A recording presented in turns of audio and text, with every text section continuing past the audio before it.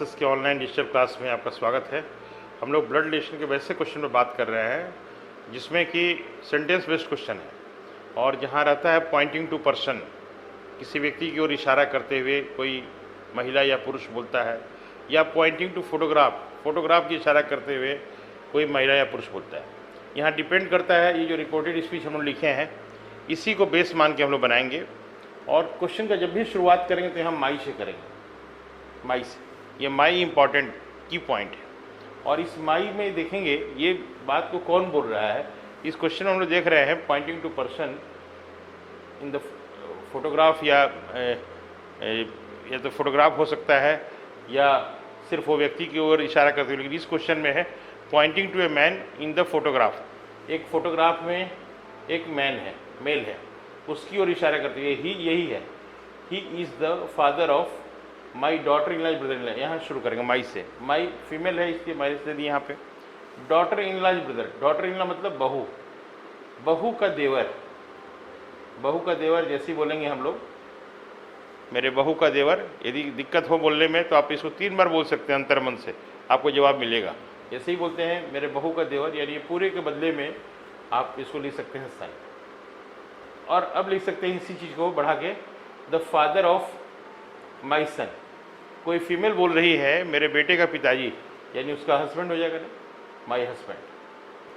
अब यदि ये पूछा जा रहा है कि वो व्यक्ति, ये व्यक्ति जो है इस महिला क्या लेगा, तो उसका हस्बैंड लेगा। यही आपका आंसर होगा।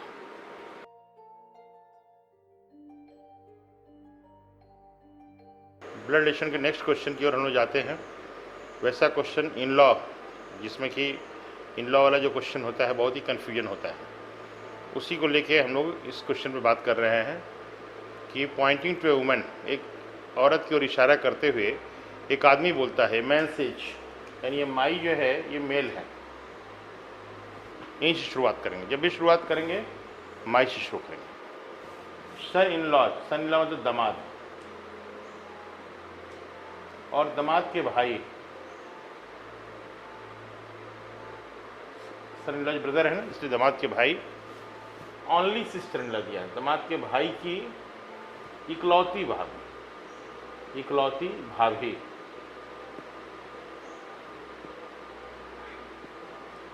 कभी भी ब्लड रिलेशन के क्वेश्चन को आप जब भी देखें, इसको थोड़ा सा हिंदी का रूप देते हुए तो आपके लिए और आसानी होगी, क्योंकि हम लोग हिंदुस्तानी लोग हैं और ब्लड रिलेशन को यदि हिंदुस्तानी अंदाज में देखेंगे तो बहुत ही आपको सहूलियत होगा।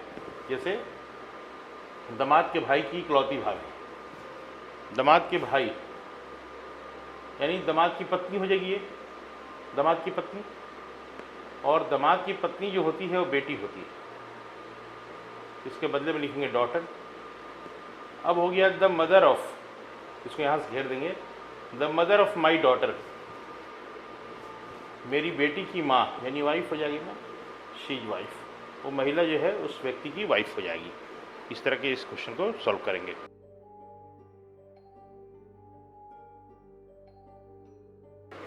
ब्लड रिलेशन की इस क्वेश्चन में हम देखेंगे एक महिला है, एक बच्चे के साथ टहल रही है, घूम रही है, और मिलती है दूसरी महिला से, और दूसरी महिला बोलती है कि इस बच्चे के साथ तुम्हारा क्या संबंध है।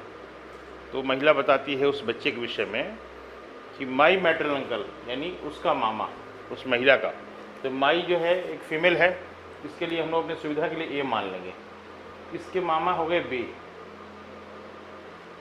एंड हीज, जिस लड़के के विषय में बात हो रही है, इस हीज के लिए हम लोग ले लेंगे सी, और सी का जो मामा है मैटरनल अंकल उसको ले लेंगे डी, और इसका मैटरनल अंकल डी का मामा ई। इस तरह से देखा जाए तो 5 लोग हैं इस सवाल में। एक महिला होगी, इसका मैटरनल अंकल बी हो गया, और एक जो लड़का जिसके विषय में बात हो रही थी, क्या रिलेशन है उसके साथ उस महिला का, तो उसके लिए सी मान लिए, और इसका मामा डी, और डी का मामा हो गया ई। They are brothers. तो ये जो बोल रहा है ये दोनों ब्रदर है। इस क्वेश्चन का मतलब ये है कि बी और ई दोनों भाई हैं, क्योंकि देखिए एक टर्म हो गया माई मैटरनल अंकल, दूसरा टर्म हो गया यहाँ पे मैटरनल अंकल आर ब्रदर्स। यदि आप मामा का मामा पे जाएंगे तो रिलेशन अनडिफाइंड निकलेगा, उसमें आपको दिक्कत हो सकता है, एरर हो सकता है। लेकिन यदि आप ऐसे बनाएंगे स्पेसिफाई करके, तो ये देखिए बहुत ही आसानी से और एक्यूरेसी के साथ आप इसको बना सकते हैं। जिससे बी और ई दोनों भाई हो गए अकॉर्डिंग टू क्वेश्चन, और ई देखिए किसका मामा है, डी का,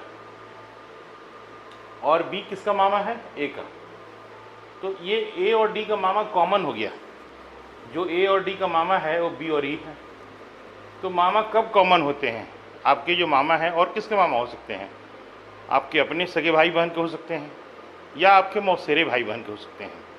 तो ए और डी या तो सगे भाई बहन होंगे या कजन होंगे आपस में। और डी देखिए यहाँ किसका मामा है, सी का है, सी का मामा डी है, और ये मामा की सिस्टर है।